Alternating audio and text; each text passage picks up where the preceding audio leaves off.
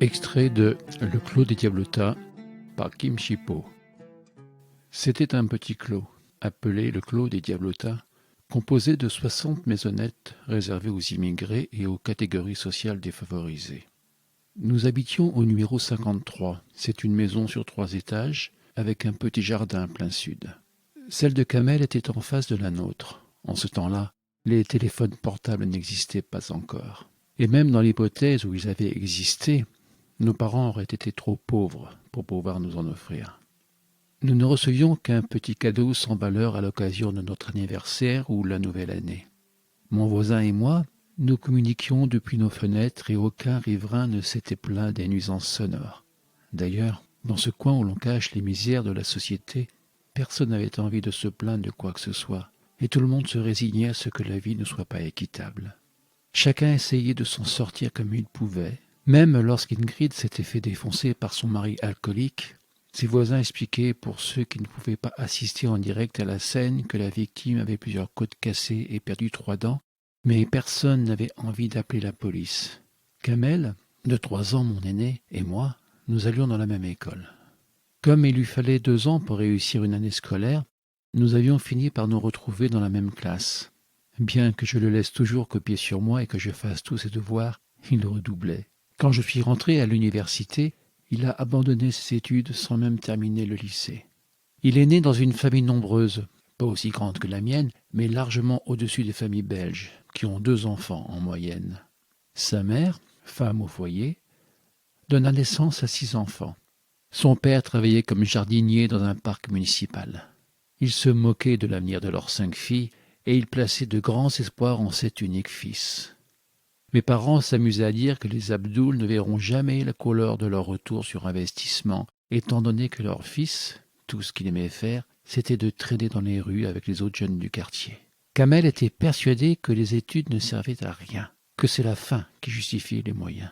Dans sa vie antérieure, il était sans doute un disciple de Machiavel, voire Machiavel lui-même. Il avait pour principe qu'il valait mieux être craint plutôt qu'être aimé. Il était aimable, sauf si une personne lui causait du tort. Alors il devenait impitoyable. Il puisait son adrénaline dans les bagarres avec les bandes de jeunes des quartiers avoisinants.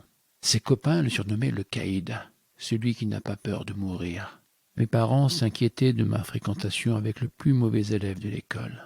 Certes, Kamel n'était pas capable d'écrire une phrase sans faute d'orthographe, et il croyait dur comme fer que la statue du lion de Waterloo avait été érigée pour commémorer la victoire de Napoléon sur les Anglais. Pourtant, quand il s'agissait de trouver des plans foireux pour emmerder les professeurs ou les flics, il était imbattable. Quand les Abdoul me croisaient dans le quartier, il gardait une distance exagérément grande. Il donnait l'impression de voir se promener une truie, sauf une fois quand la mère m'interpella dans le dos et grinça bruyamment afin que tout le quartier l'entende. « Kamel est mon unique fils, et il va se marier avec une fille du bled. J'espère bien que ton fils unique va se marier avec quelqu'un. Ce serait con qu'il se marie tout seul. » Je rapportai cet accrochage à Kamel et on ronchonna sur pourquoi les adultes nous compliquaient ainsi la vie. Avec le recul et en devenant parent à mon tour, je comprends mieux leurs inquiétudes. Ce n'était pas de la haine raciale ou une affaire personnelle contre nous. Les tourbillons de la vie les avaient simplement emportés. D'un côté, il y avait les soucis de type religieux et de l'autre des contraintes économiques.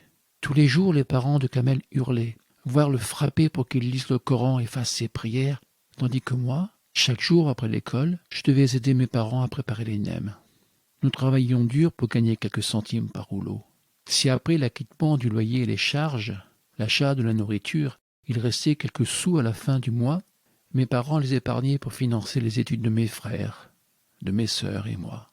Toute autre dépense était considérée comme ostentatoire. Papa nous autorisait à allumer le chauffage dans nos chambres seulement quand la température extérieure tombait en dessous de 0. Pendant que mes amis flirtaient avec les garçons, tous les jours, après l'école, j'aidais maman à éplucher les carottes et les oignons. Puis il me fallait couper les cheveux d'ange et hacher les champignons chinois pour préparer la farce. Il me restait peu de temps pour m'intéresser aux amourettes, et c'était une vraie chance.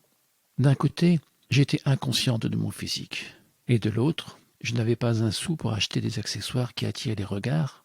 En ce temps-là, dans mon royaume, aucune bonne fée avec sa baguette magique transforma mes vêtements de seconde main achetés au marché aux puces ou donnés par la Croix-Rouge et Caritas en robe de soie avec des chaussures qui brillent et un carrosse doré avec chauffeur pour aller au bal. Mon prince était Kamel. Lui non plus n'emmenait pas Cendrillon danser. Mais il s'amusait à faire valser le premier garçon qui s'approchait de moi, quelle qu'en soit la raison.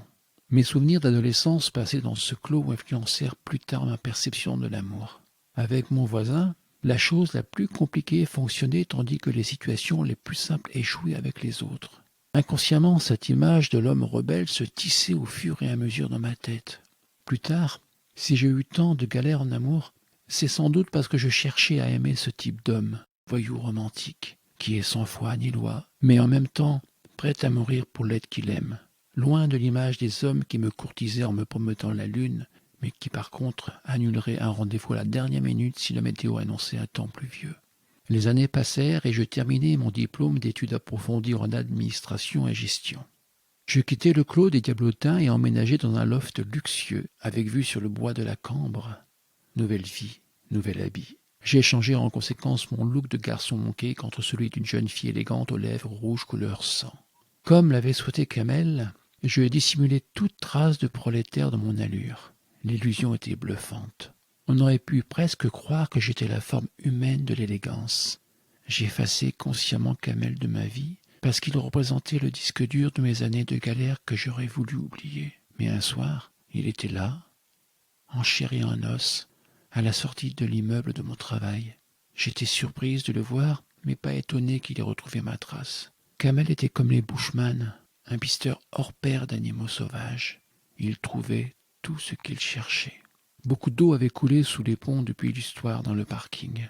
J'avais beaucoup d'histoires à lui raconter et j'espérais que ce soit réciproque. Tu es si élégante, mademoiselle numéro 11. Merci, Kamel. Tu n'es pas mal non plus. J'allais lui faire la bise, mais il me prit dans ses bras et me serra très fort.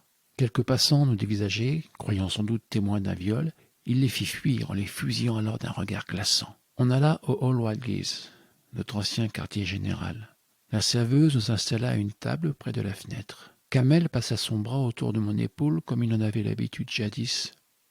J'étais gêné par cette familiarité. Nous n'étions plus des gamins. Je voulus retirer son bras, et puis non, j'étais bien comme ça. La serveuse passa prendre la commande. 2 Strongbow et des nacos au fromage fondant, comme au bon vieux temps. Quoi de neuf, tes parents vont bien? Ils sont rentrés au bled. Et tes sœurs? Elles sont rentrées au bled aussi. Je voyais bien que mes questions l'ennuyaient. J'aimerais pourtant que nos retrouvailles soient plus pétillantes, à la hauteur de nos souvenirs d'enfance. Mais je ne savais pas par où commencer. Je balayais du regard et fixais un des écrans de télévision suspendus un peu partout dans la salle. Il passait un match de rugby. Les Anglais contre les Sud-Africains. Sans doute Kamel avait deviné que j'allais commenter l'essai incroyable de Jodie Wilkinson, alors il me coupa dans mon élan. Je vais me marier. Waouh, félicitations. C'est qui l'heureux élu? Une fille du clos? Oui. C'est qui? Devine. Sandra? Non, elle n'aime que des romantiques. Lievik? Non, elle préfère les blacks. Jasmine? La serveuse interrompit notre discussion en apportant nos commandes. Il prit sa bière, but d'un seul trait, les sourcils plissés et les yeux fermés. Pas un seul mot ne sortit de sa bouche. Ta mère t'a trouvé une fille au bled? C'est pour te provoquer. Bien sûr que je vais pas me marier tout seul sans toi. Putain, Kamel, ne déconne pas. J'ai lancé des injures dans l'air, pris mon verre et le sifflai d'un trait. Kamel se leva, mais se rassit immédiatement. Il se tourna vers moi, prit ma tête entre ses mains et me fixa droit dans les yeux. Lynn, regarde-moi. Oui, je te regarde. Non, tu me regardes, mais tu ne me vois pas. Je soutins son regard et n'y vis que la douleur. Et tout bas, il gémit, mot par mot, pour que je le comprenne bien. Pourquoi aimes-tu tant les porcs de ton club de merde? Putain, Kamel, tu es devenu fou. Il fronça ses sourcils et poursuivit. Si je t'aime, est-ce que ça te regarde? Il sortit de sa poche un billet de 50 € et le balança sur la table, puis quitta le bar sans se retourner. Je n'avais bu qu'une seule bière. Malgré cela, je me sentais comme ivre morte. Je n'étais plus certaine de comprendre tout ce que Kamel venait de me dire. Il faisait référence au port du club d'échangisme. M'assimilerait-il à Rosa? Et depuis quand Kamel, le caïd, citait Nietzsche? Ce fut la dernière fois que l'on se vit. Il disparut, puis réapparut 20 ans plus tard, dans le métro parisien, pour tenter de commettre un acte kamikaze.